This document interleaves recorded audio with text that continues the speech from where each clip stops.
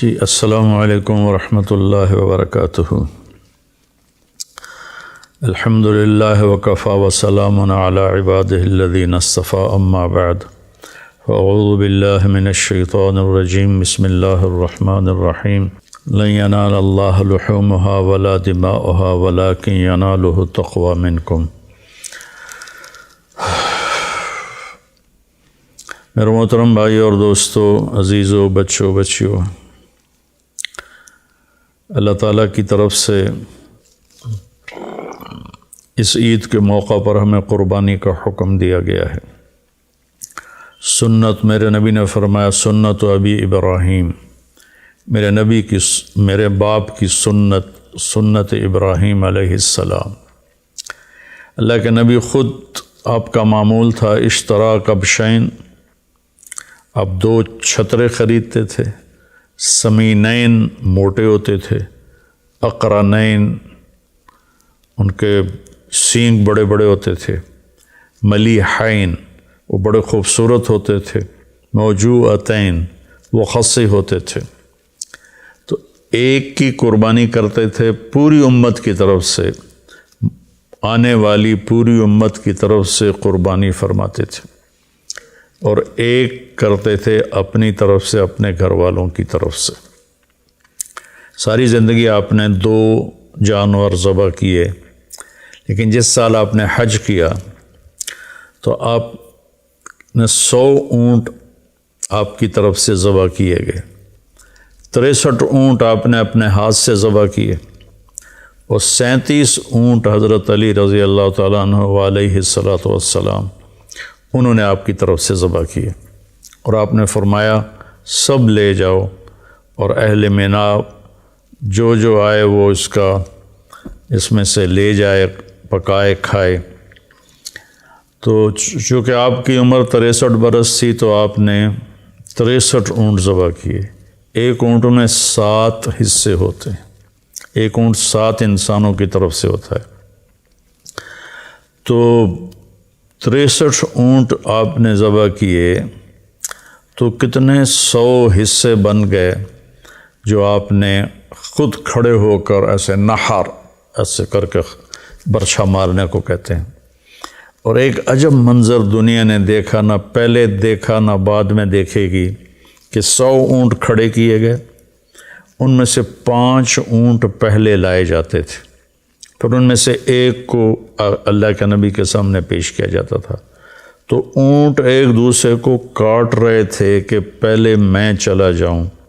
ادھر ہم کتنی مشکل سے گراتے ہیں جانور، اور وہ باں باں کرتا ہے، لیکن اللہ کے محبوب صلی اللہ علیہ وسلم کے ہاتھوں ذبح ہونے میں وہ سبقت لے جا رہے تھے، بازی لے جا رہے تھے، اور آپس میں لڑ رہے تھے۔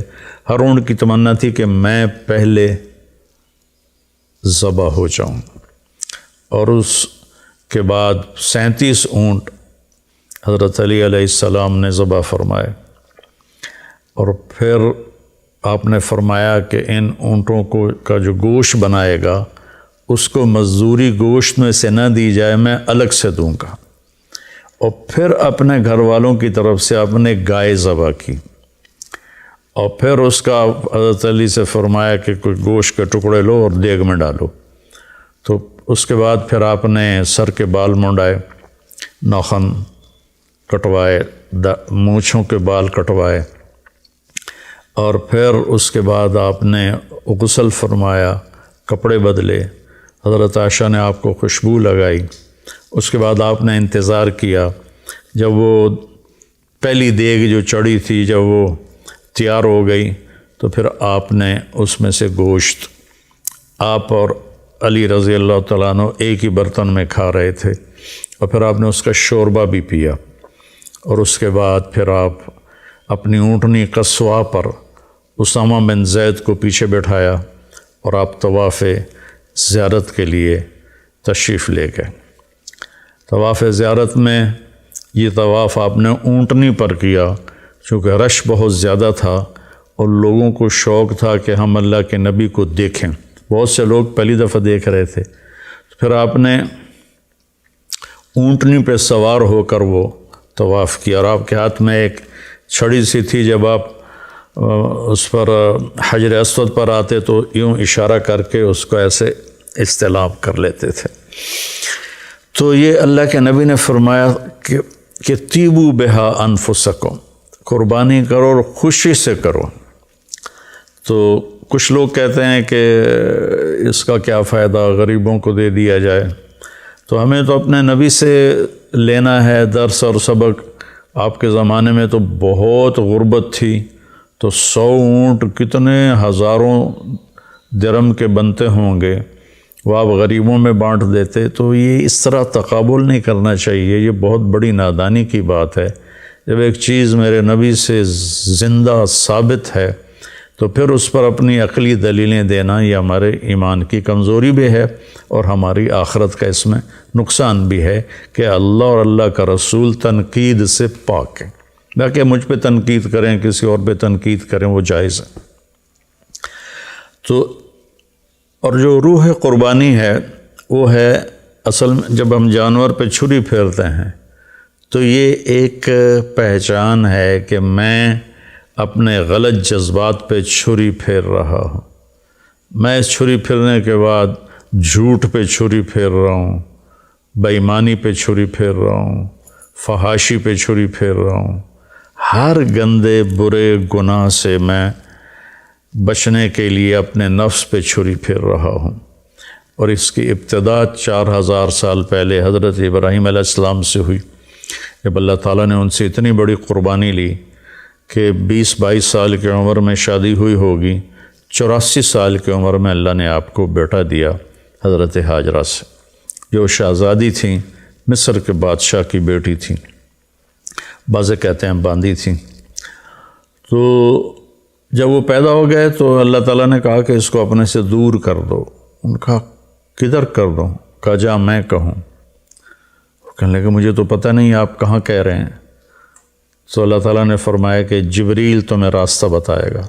جبریل انسانی شکل میں آئے اور اونٹنی پر سوار ہو کر آگے چلے۔ پچھلی اونٹنی پر حضرت ہاجرہ، اسماعیل علیہ السلام اور ابراہیم علیہ السلام۔ یہ کوئی 1 مہینے کا سفر تھا جو 1 سیکنڈ میں جبریل یوں پکڑ کے وہاں پہنچا سکتے تھے، لیکن اسباب کی دنیا اور مشقت اور امتحان یہ ساری چیزیں مطلوب تھیں، تو وہ سارا سنگ لاخ سفر، مکہ کے کالے پہاڑ، بہت شروع میں جب عمرے پر گیا 84 میں، تو بلڈنگیں نہیں تھیں، چھوٹے عمارتیں تھیں، تو اس کے پہاڑوں کو دیکھ کے ایک ہیبت طاری ہوتی تھی۔ اور 4000 سال پہلے جب وہاں کچھ بھی نہیں تھا، اور 4 پہاڑ یوں، 2 یوں اور 2 یوں، اور اس کے بیچ میں ایک وادی۔ جب وہاں پہنچے تو جبریل نے کہا اپنی بیگم اور بچے کو یہاں اتار دیں۔ تو آگ میں ڈالے گئے تو کچھ نہیں بولے۔ جب یہاں انہوں نے کہا تو کہنے لگے یہاں ڈال دوں، یہاں تو کچھ بھی نہیں ہے، یہاں تو کچھ بھی نہیں ہے۔ کہ اللہ چاہتے ہیں کہ یہاں اللہ کا گھر بنے اور اس بچے سے اللہ کا آخری نبی پیدا ہو۔ تو جتنی بڑی بلڈنگ بنتی ہے اتنی گہری بنیاد کھودی جاتی ہے۔ تو آخری نبی کو پیدا کرنا تھا اس بچے کی نسل سے، تو بڑی گہری قربانی لی گئی، بہت بڑی قربانی لی گئی۔ جب ابراہیم علیہ السلام دونوں کو چھوڑ کے واپس ہوئے تو حضرت ہاجرہ حیران پریشان کہ جنگل بیابان، نہ پانی، نہ سایہ، نہ انسان، حتیٰ کہ پرندے بھی کوئی نہیں۔ کہنے لگے مجھے کہاں چھوڑ کے جا رہے ہو؟ تو جواب دینے کی اجازت نہیں تھی، اور حضرت ہاجرہ ساتھ ساتھ چل رہی ہیں اور ابراہیم علیہ السلام پیدل چل رہے ہیں، اونٹنی کو کی نکیل پکڑی ہوئی ہے، رسی پکڑی ہوئی ہے۔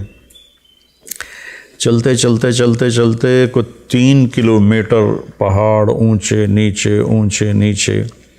تو آج کل جہاں اس کے زمزم کے ڈیلیوری کے لیے ایک بہت بڑا سسٹم لگایا ہوا ہے، جب وہاں پہنچے تو حضرت ہاجرہ کو خیال آیا یہ نبی ہیں، تو وہ رک کر کہنے لگے اللہ امرک، کیا اللہ نے کہا ہے؟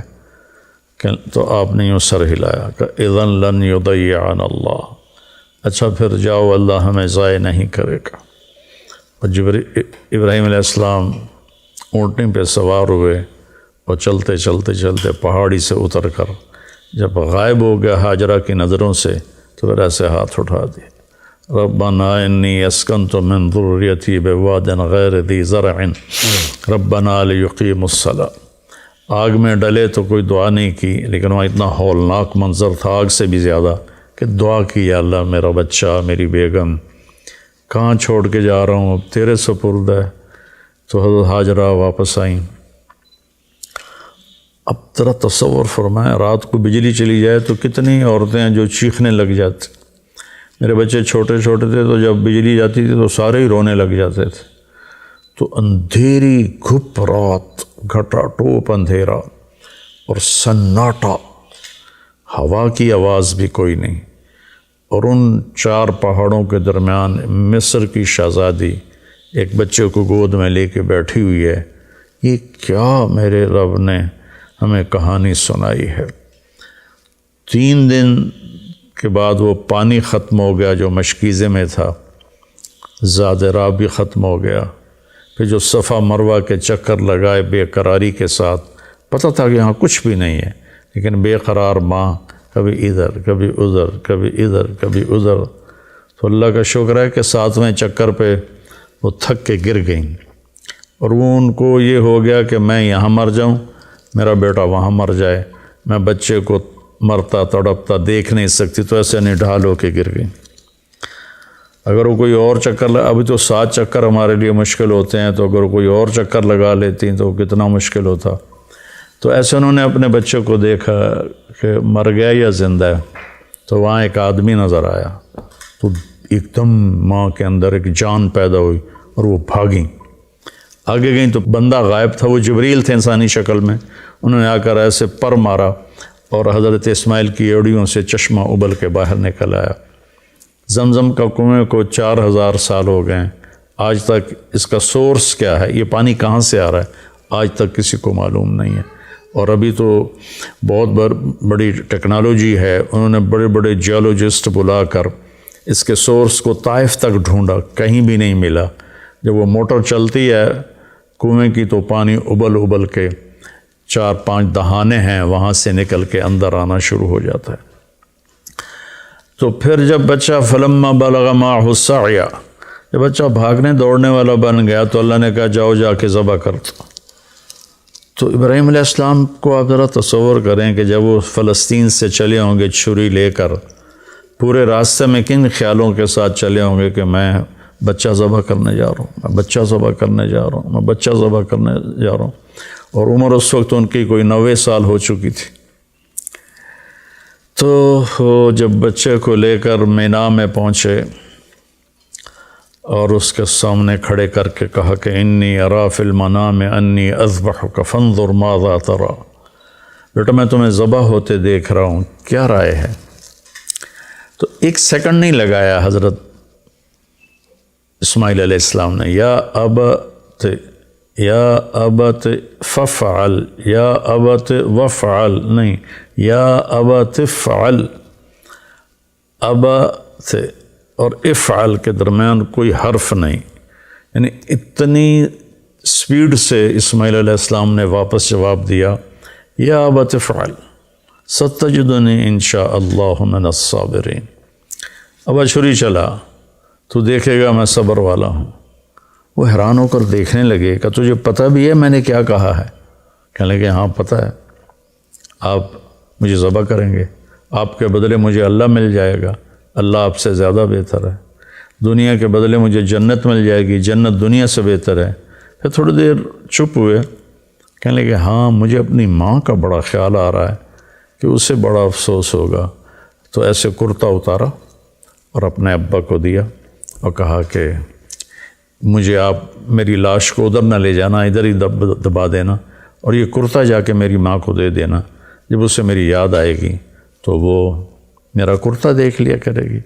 اور بچے نے کہا کہ میرے ہاتھ پاؤں باندھ کے مجھے الٹا لٹاؤ اور نیچے سے چھری چلاؤ تاکہ تمہاری نظریں میرے اوپر پڑیں تو ہاتھ نہ کانپ جائے، یہ 6-7 سال کے معصوم بچے نے اتنے بڑے نبی کو نصیحت کر رہا ہے۔ فلما اسلم وتلہ للجبین، جب ابراہیم علیہ السلام نے آپ کو اونٹھا لٹایا اور اپنا گوڈا ان کے کمر پہ رکھا اور سر کے بال پکڑ کے سر یہاں اٹھایا، ایک ہاتھ میں چھری ایک ہاتھ میں سر کے بال، اور یوں آسمان کو دیکھا، یا اللہ تو مجھ سے ناراض ہو گیا ہے کہ اسماعیل کی محبت میرے دل میں زیادہ پیدا ہو گئی ہے، یا کوئی امتحان ہے جو تو مجھ سے لینا چاہتا ہے؟ یا اللہ میں ہر حال میں تجھ سے راضی ہوں، میں اسے تیرے نام پہ قربان کرتا ہوں، اور چھری چلا دی۔ چھری تو اللہ کے حکم کے تابع تھی، اللہ نے اس کو کاٹنے سے روک دیا۔ نہ گردن میں کوئی لوہے کا ٹکڑا آیا، نہ چھری کون تھی، بس اللہ کا امر تھا، نہیں چلی، 1 دفعہ 2 دفعہ 3 دفعہ، آخر اٹھے اور چھری کو تیز کیا۔ تیز کر کے جب آئے تو پھر اللہ نے کہا جبریل پہنچو۔ سبحان اللہ، کیا بیٹا ہے، کیا باپ ہے، کن لوگوں کی ہم پیروی کرتے ہیں، نام لیتے ہیں، کیا ہمارے اعمال ہیں۔ ہم ایک دوسرے پر چھری چلانے میں تو بڑے تیز ہیں، لیکن اپنی خواہشات پہ چھری چلانا، یہ پورا دیس الا ماشاء اللہ خالی پڑا ہوا ہے۔ تو جب انہوں نے پٹی کھولی تو سامنے وہ چھترا ذبح تھا اور جبریل اور اسماعیل علیہ السلام کھڑے تھے۔ اس میں فلسفہ یہ تھا کہ اللہ کے حکم کے سامنے جان دینی پڑے دے دو، اولاد دینی پڑے دے دو، مال دینا پڑے دے دو، لیکن اللہ کو ناراض نہ کرو۔ اس کے بدلے میں اللہ ایک بہت عالی شان ہمیشہ کی زندگی نصیب فرمائے گا، جس کے بارے میں اللہ فرماتا ہے فَلَا تَعْلَمُ نَفْسٌ مَا أُخْفِيَ لَهُم مِّن قُرَّةِ أَعْيُنٍ جَزَاءً بِمَا كَانُوا يَعْمَلُونَ، کہ میرے بندو تمہیں پتہ لگ ہی نہیں سکتا تمہاری آنکھوں کی ٹھنڈک کے لیے میں نے کیا سامان تیار کیا ہوا ہے۔ تو میرے عزیزو، یہ قربانی ایک پیغام ہے کہ اللہ رسول کو راضی کرنے میں ہم اپنی خواہشات کی قربانی دیں اور اپنے نبی کو، اپنے اللہ کو خوش کریں۔ تو اس وقت ہمارے ملکی حالات بہت ابتر ہیں۔ میں تو یہاں دیہات میں ہوں، غریبوں کے چولہے بند ہو چکے ہیں، 1 وقت پکاتے ہیں، 2 وقت بھوکے رہتے ہیں، بہت بری حالت ہے۔ میں نے زندگی میں کبھی ایسی بری حالت نہیں دیکھی جو میں اب دیکھ رہا ہوں۔ میں یہاں شکر ہے ایک فاؤنڈیشن بنائی ہے اور ویلفیئر کا کام کرتا ہوں، لیکن ہم عاجز آ گئے ہیں، اتنے سائل ہیں کہ میرے پاس محدود وسائل ہیں، میں بے بس ہو گیا ہوں۔ تو میری سب سے گزارش ہے کہ اپنے اللہ کی طرف رجوع کریں، اپنے اللہ سے مانگیں کہ یا اللہ ہمارے اوپر آئی ہوئی یہ سختی دور فرما دے اور ہم سے راضی ہو جا۔ جن گناہوں کی وجہ سے یا اللہ تو ناراض ہوا اور میرا دیس ایک جنگل بن گیا، یا اللہ تو ہم سب کے وہ گناہ معاف فرما۔ اس میں بھی مجرم ہوں، اور 22 کروڑ عوام بشمول حکومت سب جتنے محکمے ہیں، ہم سارے اس میں مجرم ہیں کہ ہم نے اس چھوٹی سی دنیا اور چند دن کی زندگی کے پیچھے اپنے اللہ کو بھی ناراض کیا ہوا ہے، اپنے رسول کو بھی ناراض کیا ہوا ہے، اپنی قبر کو بھی آگ سے بھرا ہوا ہے، اور اپنے حشر کو بھی تباہی سے ہم نے بھرا ہوا ہے۔ ہمارے سامنے صرف یہی زندگی ہے جس کا اللہ تعالیٰ کہتا ہے یعلمون ظاہرا من الحیات الدنیا وہم عن الآخرۃ ہم غافلون۔ تمہیں صرف دنیا کی زندگی معلوم ہے، تمہیں پتہ ہی نہیں ہے کہ آخرت میں کیا ہونے والا ہے۔ جب اللہ دے گا تو ایسا دے گا کہ کسی کا تصور نہیں ہو، جب اللہ پکڑے گا تو ایسا پکڑے گا کہ کسی کو تصور نہیں۔ ان بطش ربک لشدید، تیرے رب کی پکڑ انتہائی سخت ہے۔ میرے نبی نے فرمایا جہنم سے ایک ڈول پانی نکال کے 7 سمندر میں ڈالو تو 7 سمندر ابل جائیں گے، تو اس پانی کا ٹیمپریچر کیا ہوگا۔ اور دوسری طرف فرمایا کہ جنت سے ایک نوخن کے برابر کسی چیز کو یوں کر کے زمین پہ رکھ دو تو ساری کائنات وہ خوشبو سے بھر جائے گی اور روشن ہو جائے گی۔ تو دینا بھی بڑے اعلیٰ طریقے کا ہے، پکڑنا بھی اس کا بہت خوفناک ہے۔ بھائیو، ہر آدمی اپنے نفس کو اپنے آپ کو جانتا ہے کہ وہ صحیح کر رہا ہے یا غلط کر رہا ہے۔ اگر ہم غلط کر رہے ہیں تو توبہ کریں، صحیح کر رہے ہیں تو شکر ادا کریں، اور ایک دوسرے پر کیچڑ اچھالنے کی بجائے ہم اللہ کی طرف رجوع کریں، مسجدوں کو بھریں، توبہ کریں، جھوٹ سے، زنا سے، شراب سے، بے ایمانی سے، دھوکہ سے، فراڈ سے، فریب سے، قتل سے، حرام کھانے سے ہم توبہ کریں تو اللہ کی رحمت ہماری طرف متوجہ ہوگی اور اللہ تبارک و تعالی ہمارے حالات بہتر کر دے گا۔ اللہ نے ہمیں طریقہ بتایا، وَلَوْ أَنَّ أَهْلَ الْقُرَىٰ آمَنُوا وَاتَّقَوْا لَفَتَحْنَا عَلَيْهِمْ بَرَكَاتٍ مِّنَ السَّمَاءِ وَالْأَرْضِ۔ اگر یہ شہر کے لوگ ایمان لے آئیں اور تقوی اختیار کریں تو زمین آسمان کی برکتوں کے دروازے میں کھول دوں گا۔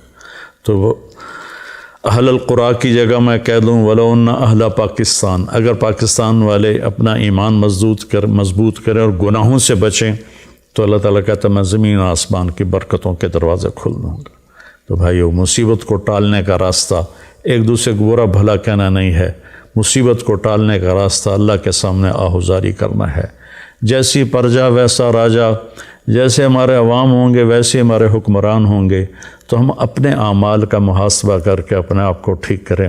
اللہ تعالیٰ ہماری توبہ کو قبول فرمائے اور ہم سے راضی ہو۔ السلام علیکم۔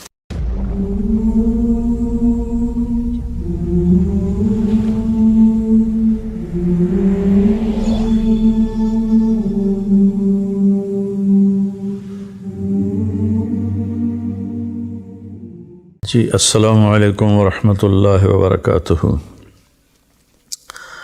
الحمد للہ وکفیٰ وسلام علی عبادہ الذین اصطفیٰ، اما بعد، فاعوذ باللہ من الشیطان الرجیم، بسم اللہ الرحمن الرحیم۔ لن ینال اللہ لحومها ولا دماؤها ولکن ینالہ التقوی منکم۔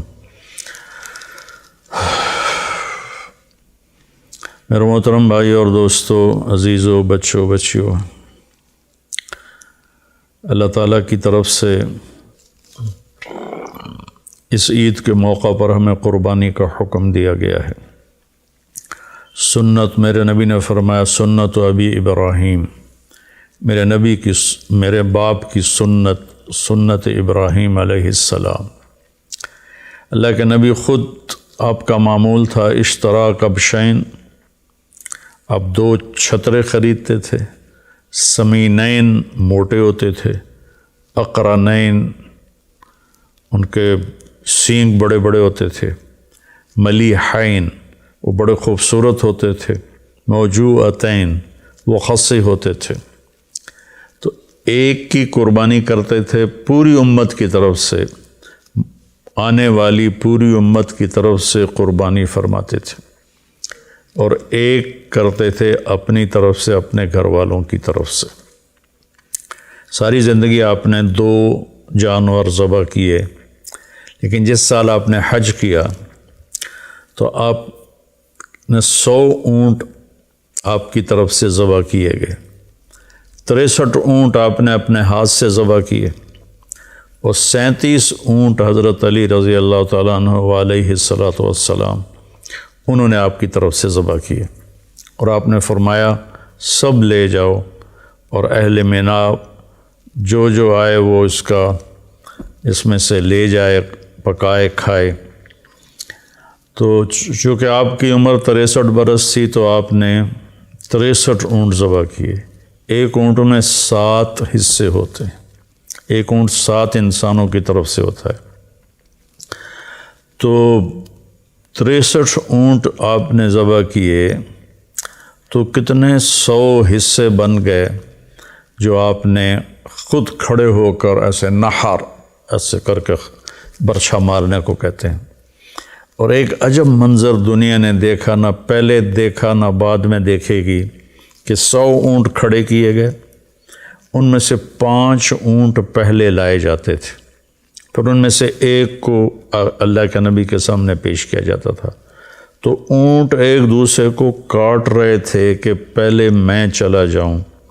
ادھر ہم کتنی مشکل سے گراتے ہیں جانور اور وہ باں باں کرتا ہے، لیکن اللہ کے محبوب صلی اللہ علیہ وسلم کے ہاتھوں ذبح ہونے میں وہ سبقت لے جا رہے تھے، بازی لے جا رہے تھے اور آپس میں لڑ رہے تھے۔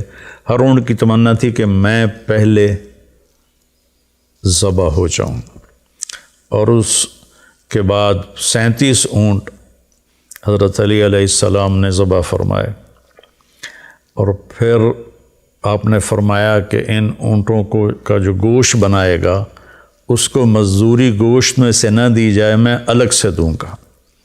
اور پھر اپنے گھر والوں کی طرف سے آپ نے گائے ذبح کی، اور پھر اس کا حضرت علی سے فرمایا کہ کوئی گوشت کے ٹکڑے لو اور دیگ میں ڈالو۔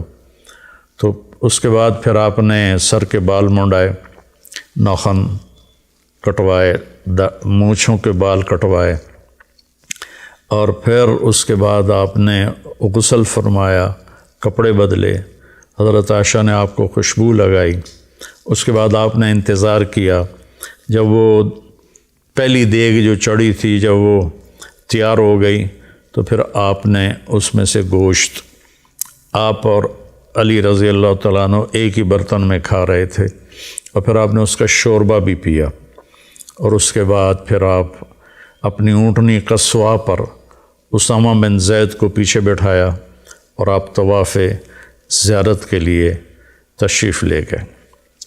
طواف زیارت میں یہ طواف آپ نے اونٹنی پر کیا، چونکہ رش بہت زیادہ تھا اور لوگوں کو شوق تھا کہ ہم اللہ کے نبی کو دیکھیں، بہت سے لوگ پہلی دفعہ دیکھ رہے تھے۔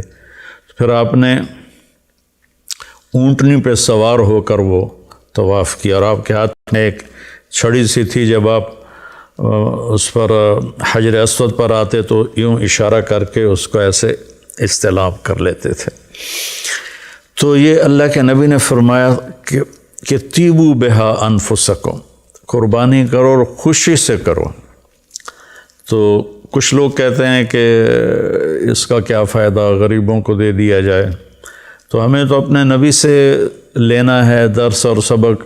آپ کے زمانے میں تو بہت غربت تھی، تو 100 اونٹ کتنے ہزاروں درہم کے بنتے ہوں گے، وہ آپ غریبوں میں بانٹ دیتے۔ تو یہ اس طرح تقابل نہیں کرنا چاہیے، یہ بہت بڑی نادانی کی بات ہے۔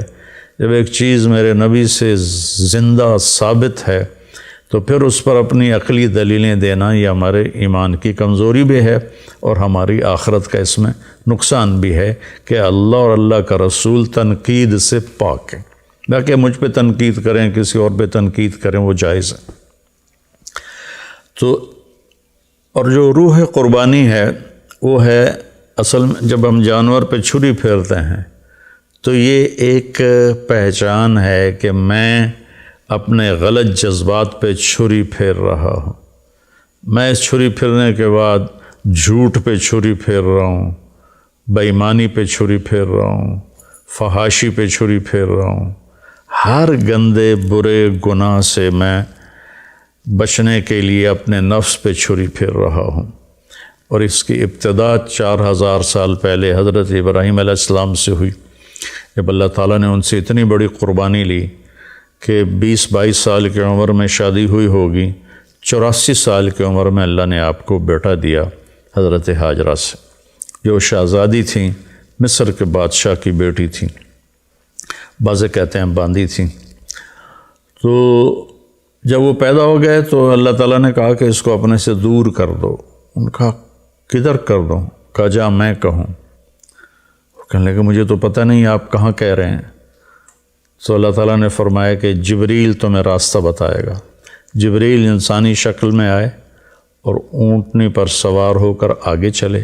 پچھلی اونٹنی پر حضرت ہاجرہ، اسماعیل علیہ السلام اور ابراہیم علیہ السلام۔ یہ کوئی 1 مہینے کا سفر تھا جو 1 سیکنڈ میں جبریل یوں پکڑ کے وہاں پہنچا سکتے تھے، لیکن اسباب کی دنیا اور مشقت اور امتحان یہ ساری چیزیں مطلوب تھیں، تو وہ سارا سنگ لاخ سفر مکہ کے کالے پہاڑ، بہت شروع میں جب عمرے پر گیا 84 میں، تو بلڈنگیں نہیں تھیں، چھوٹے عمارتیں تھیں، تو اس کے پہاڑوں کو دیکھ کے ایک ہیبت طاری ہوتی تھی۔ اور 4000 سال پہلے جب وہاں کچھ بھی نہیں تھا، اور 4 پہاڑ یوں، 2 یوں اور 2 یوں، اور اس کے بیچ میں ایک وادی جب وہاں پہنچے تو جبریل نے کہا اپنی بیگم اور بچے کو یہاں اتار دیں، تو آگ میں ڈالے گئے تو کچھ نہیں بولے، جب یہاں انہوں نے کہا تو کہنے لگے یہاں ڈال دوں، یہاں تو کچھ بھی نہیں ہے، یہاں تو کچھ بھی نہیں ہے۔ کہ اللہ چاہتے ہیں کہ یہاں اللہ کا گھر بنے اور اس بچے سے اللہ کا آخری نبی پیدا ہو، تو جتنی بڑی بلڈنگ بنتی ہے اتنی گہری بنیاد کھودی جاتی ہے، تو آخری نبی کو پیدا کرنا تھا اس بچے کی نسل سے، تو بڑی گہری قربانی لی گئی، بہت بڑی قربانی لی گئی۔ جب ابراہیم علیہ السلام دونوں کو چھوڑ کے واپس ہوئے تو حضرت ہاجرہ حیران پریشان کہ جنگل بیابان، نہ پانی، نہ سایہ، نہ انسان، حتیٰ کہ پرندے بھی کوئی نہیں۔ کہنے کہ مجھے کہاں چھوڑ کے جا رہے ہو؟ تو جواب دینے کی اجازت نہیں تھی، اور حضرت ہاجرہ ساتھ ساتھ چل رہی ہیں اور ابراہیم علیہ السلام پیدل چل رہے ہیں، اونٹنے کو کی نکیل پکڑی ہوئی ہے، رسی پکڑی ہوئی ہے۔ چلتے چلتے چلتے چلتے کوئی 3 کلومیٹر پہاڑ اونچے نیچے اونچے نیچے، تو آج کل جہاں اس کے زمزم کے ڈیلیوری کے لیے ایک بہت بڑا سسٹم لگایا ہوا ہے، جب وہاں پہنچے تو حضرت ہاجرہ کو خیال آیا یہ نبی ہیں، تو وہ رک کر کہنے لگے اللہ امرک، کہ اللہ نے کہا ہے؟ تو آپ نے یوں سر ہلایا کہ اذن لن یضیعنا اللہ، اچھا پھر جاؤ، اللہ ہمیں ضائع نہیں کرے گا۔ اور ابراہیم علیہ السلام اونٹنے پہ سوار ہوئے اور چلتے چلتے چلتے پہاڑی سے اتر کر جب غائب ہو گیا ہاجرہ کی نظروں سے، تو پھر ایسے ہاتھ اٹھا دیے، ربنا انی اسکنت من ذریتی بواد غیر ذی زرع ربنا لیقیموا الصلاۃ۔ آگ میں ڈلے تو کوئی دعا نہیں کی، لیکن وہاں اتنا ہولناک منظر تھا آگ سے بھی زیادہ کہ دعا کی، یا اللہ میرا بچہ، میری بیگم کہاں چھوڑ کے جا رہا ہوں، اب تیرے سپرد ہے۔ تو حضرت ہاجرہ واپس آئیں۔ اب ذرا تصور فرمائیں، رات کو بجلی چلی جائے تو کتنی عورتیں ہیں جو چیخنے لگ جاتی۔ میرے بچے چھوٹے چھوٹے تھے تو جب بجلی جاتی تھی تو سارے ہی رونے لگ جاتے تھے، تو اندھیری گھپ رات، گھٹا ٹوپ اندھیرا اور سناٹا، ہوا کی آواز بھی کوئی نہیں، اور ان 4 پہاڑوں کے درمیان مصر کی شہزادی ایک بچے کو گود میں لے کے بیٹھی ہوئی ہے۔ یہ کیا میرے رب نے ہمیں کہانی سنائی ہے۔ 3 دن کے بعد وہ پانی ختم ہو گیا جو مشکیزے میں تھا، زاد راہ بھی ختم ہو گیا، پھر جو صفا مروہ کے چکر لگائے بے قراری کے ساتھ، پتہ تھا کہ یہاں کچھ بھی نہیں ہے، لیکن بے قرار ماں کبھی ادھر کبھی ادھر کبھی ادھر کبھی ادھر، تو اللہ کا شکر ہے کہ 7ویں چکر پہ وہ تھک کے گر گئیں، اور وہ ان کو یہ ہو گیا کہ میں یہاں مر جاؤں، میرا بیٹا وہاں مر جائے، میں بچے کو مرتا تڑپتا دیکھ نہیں سکتی، تو ایسے نڈھال ہو کے گر گئیں۔ اگر وہ کوئی اور چکر ابھی تو 7 چکر ہمارے لیے مشکل ہوتے ہیں، تو اگر کوئی اور چکر لگا لیتی تو کتنا مشکل ہوتا۔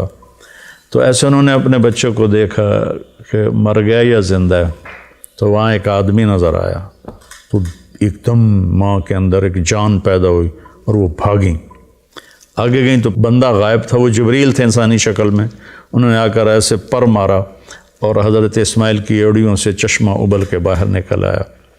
زمزم کا کنویں کو 4000 سال ہو گئے ہیں، آج تک اس کا سورس کیا ہے، یہ پانی کہاں سے آ رہا ہے، آج تک کسی کو معلوم نہیں ہے۔ اور ابھی تو بہت بڑی ٹیکنالوجی ہے، انہوں نے بڑے بڑے جیولوجسٹ بلا کر اس کے سورس کو طائف تک ڈھونڈا، کہیں بھی نہیں ملا۔ جب وہ موٹر چلتی ہے کنویں کی تو پانی ابل ابل کے 4-5 دہانے ہیں وہاں سے نکل کے اندر آنا شروع ہو جاتا ہے۔ تو پھر جب بچہ فلما بلغ معه السعی، جب بچہ بھاگنے دوڑنے والا بن گیا تو اللہ نے کہا جاؤ جا کے ذبح کر دو۔ تو ابراہیم علیہ السلام کو آپ ذرا تصور کریں کہ جب وہ فلسطین سے چلے ہوں گے چھری لے کر، پورے راستے میں کن خیالوں کے ساتھ چلے ہوں گے کہ میں بچہ ذبح کرنے جا رہا ہوں، میں بچہ ذبح کرنے جا رہا ہوں، میں بچہ ذبح کرنے جا رہا ہوں، اور عمر اس وقت ان کی کوئی 90 سال ہو چکی تھی۔ تو جب بچے کو لے کر مینا میں پہنچے اور اس کے سامنے کھڑے کر کے کہا کہ انی ارا فی المنام انی اذبحک فانظر ماذا تری، بیٹا میں تمہیں ذبح ہوتے دیکھ رہا ہوں، کیا رائے ہے؟ تو ایک سیکنڈ نہیں لگایا حضرت اسماعیل علیہ السلام نے، یا ابت ففعل، یا ابت وفعل نہیں، یا ابت فعل، ابت اور افعل کے درمیان کوئی حرف نہیں، یعنی اتنی سپیڈ سے اسماعیل علیہ السلام نے واپس جواب دیا، یا ابت افعل ستجدنی انشاء اللہ من الصابرین، ابا چھری چلا، تو دیکھے گا میں صبر والا ہوں۔ وہ حیران ہو کر دیکھنے لگے کہ تجھے پتہ بھی ہے میں نے کیا کہا ہے؟ کہنے لگے ہاں پتہ ہے، آپ مجھے ذبح کریں گے، آپ کے بدلے مجھے اللہ مل جائے گا، اللہ آپ سے زیادہ بہتر ہے، دنیا کے بدلے مجھے جنت مل جائے گی، جنت دنیا سے بہتر ہے۔ پھر تھوڑی دیر چپ ہوئے، کہنے لگے ہاں مجھے اپنی ماں کا بڑا خیال آ رہا ہے کہ اسے بڑا افسوس ہوگا، تو ایسے کرتا اتارا اور اپنے ابا کو دیا اور کہا کہ مجھے آپ میری لاش کو ادھر نہ لے جانا، ادھر ہی دبا دینا، اور یہ کرتا جا کے میری ماں کو دے دینا، جب اسے میری یاد آئے گی تو وہ میرا کرتا دیکھ لیا کرے گی۔ اور بچے نے کہا کہ میرے ہاتھ پاؤں باندھ کے مجھے الٹا لٹاؤ اور نیچے سے چھری چلاؤ تاکہ تمہاری نظریں میرے اوپر پڑیں تو ہاتھ نہ کانپ جائے۔ یہ 6-7 سال کے معصوم بچے نے اتنے بڑے نبی کو نصیحت کر رہا ہے۔ فلما اسلم وتلہ للجبین، جب ابراہیم علیہ السلام نے آپ کو اوندا لٹایا اور اپنا گوڈا ان کے کمر پہ رکھا اور سر کے بال پکڑ کے سر یہاں اٹھایا، ایک ہاتھ میں چھری ایک ہاتھ میں سر کے بال، اور یوں آسمان کو دیکھا، یا اللہ تو مجھ سے ناراض ہو گیا ہے کہ اسماعیل کی محبت میرے دل میں زیادہ پیدا ہو گئی ہے، یا کوئی امتحان ہے جو تو مجھ سے لینا چاہتا ہے؟ یا اللہ میں ہر حال میں تجھ سے راضی ہوں، میں اسے تیرے نام پہ قربان کرتا ہوں، اور چھری چلا دی۔ چھری تو اللہ کے حکم کے تابع تھی، اللہ نے اس کو کاٹنے سے روک دیا، نہ گردن میں کوئی لوہے کا ٹکڑا آیا، نہ چھری کون تھی، بس اللہ کا امر تھا، نہیں چلی، 1 دفعہ 2 دفعہ 3 دفعہ، آخر اٹھے اور چھری کو تیز کیا، تیز کر کے جب آئے تو پھر اللہ نے کہا جبریل پہنچو۔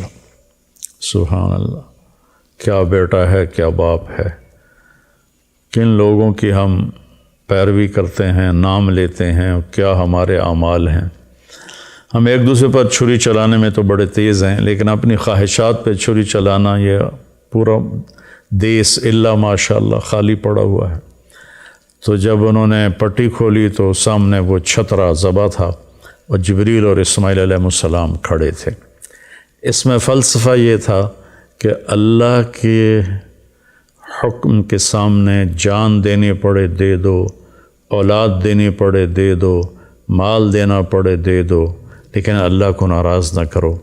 اس کے بدلے میں اللہ ایک بہت عالی شان ہمیشہ کی زندگی نصیب فرمائے گا، جس کے بارے میں اللہ فرماتا ہے فَلَا تَعْلَمُ نَفْسٌ مَا أُخْفِيَ لَهُم مِّن قُرَّةِ أَعْيُنٍ جَزَاءً بِمَا كَانُوا يَعْمَلُونَ، کہ میرے بندو تمہیں پتہ لگ ہی نہیں سکتا تمہاری آنکھوں کی ٹھنڈک کے لیے میں نے کیا سامان تیار کیا ہوا ہے۔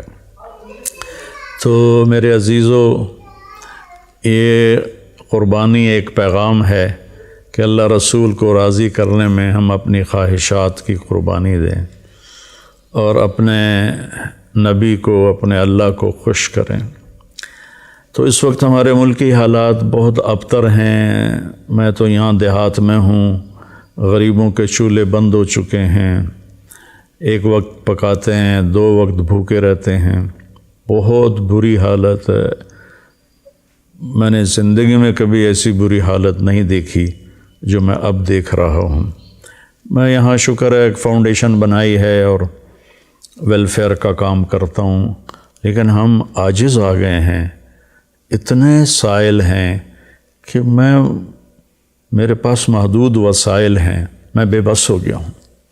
تو میری سب سے گزارش ہے کہ اپنے اللہ کی طرف رجوع کریں، اپنے اللہ سے مانگیں کہ یا اللہ ہمارے اوپر آئی ہوئی یہ سختی دور فرما دے اور ہم سے راضی ہو جا۔